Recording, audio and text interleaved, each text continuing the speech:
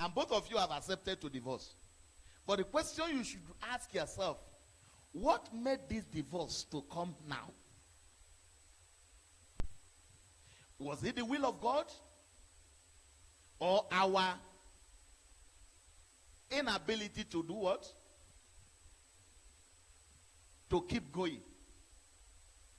That is when you will now understand why that thing appeared there. Before Adam and Eve sinned, hello? Before Adam and Eve committed sin, God knew that they would sin. That's why God warned them. Suppose God had ruled out that there's no how they will commit sin, he wouldn't have warned them about it. True of us? True of us.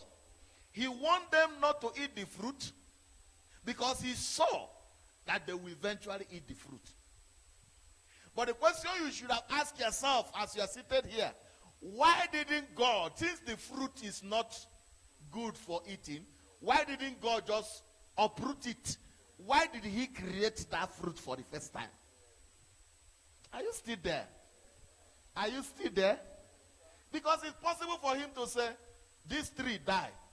Even Jesus cursed the fig tree and the fig tree died. Am I right? Am I right? The same power God would have used because he had it.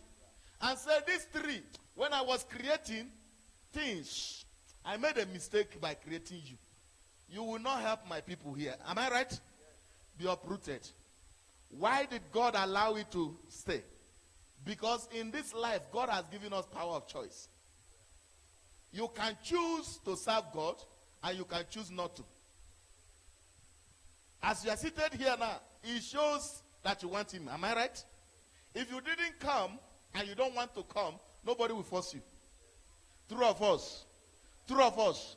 Then why would somebody choose not to serve God?